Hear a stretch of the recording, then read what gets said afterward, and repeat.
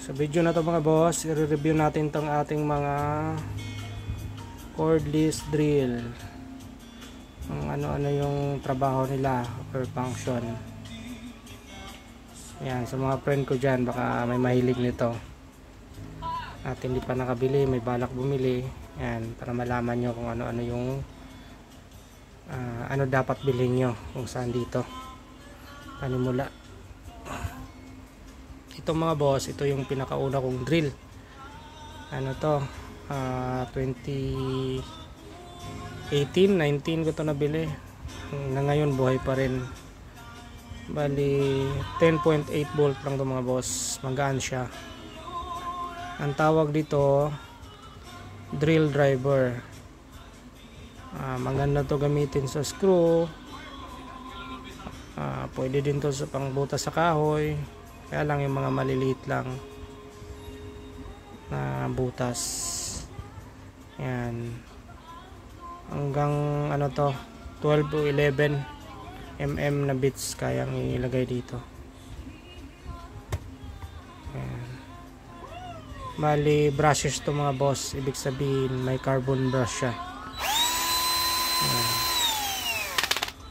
Kumukonsumo siya ng carbon brush.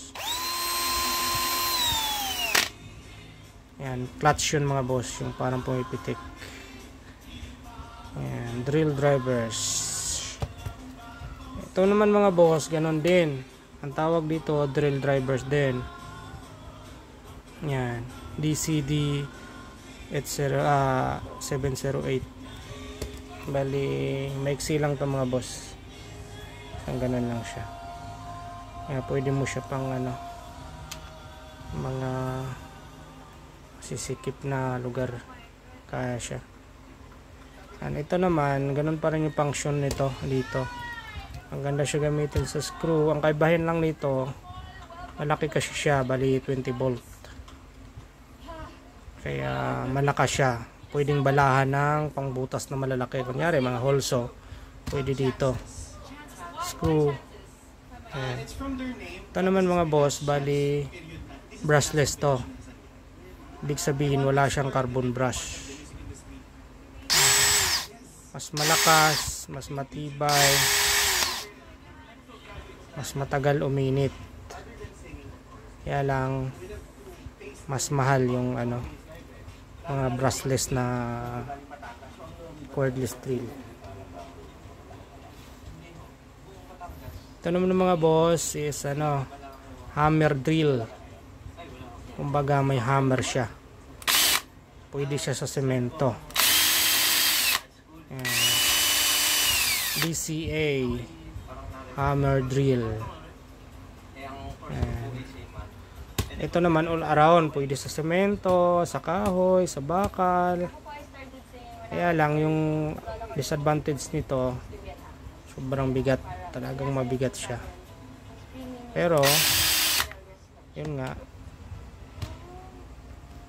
kahit anong butasin mo pwede. Masemento man, mabakal man, makahoy man. Pwede mo gamitin sa screw. Yan. Ito naman mga number nito mga boss. Para sa screw yan. Kunyari, gano'ng kahigpit yung gusto mo.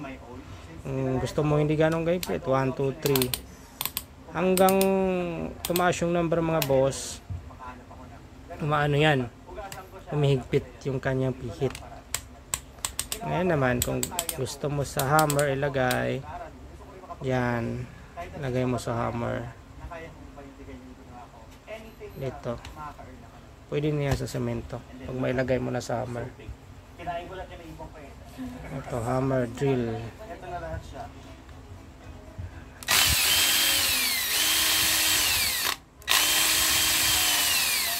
Brushes din to mga boss. Bali, pinapatakbo siya ng carbon brush.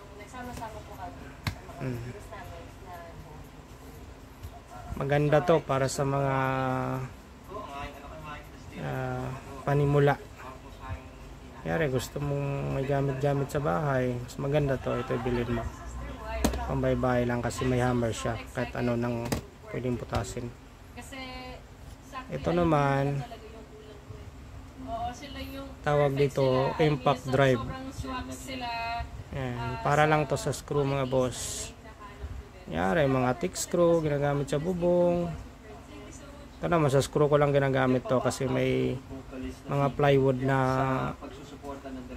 sobrang tigas. Ito kasi kahit gaano katigas, talagang lumalaban siya. Ito naman, habang iniikot niya yung screw, hinahammer niya. Kayang bumali ng screw to mga boss. Malilit lang ang screw, kaya baliin yung ulo. Kahit malalaking screw, kaya niyang ibaon. Ayan. Ito naman may ano din, may selector siya kung gaano kabilis yung gusto mo.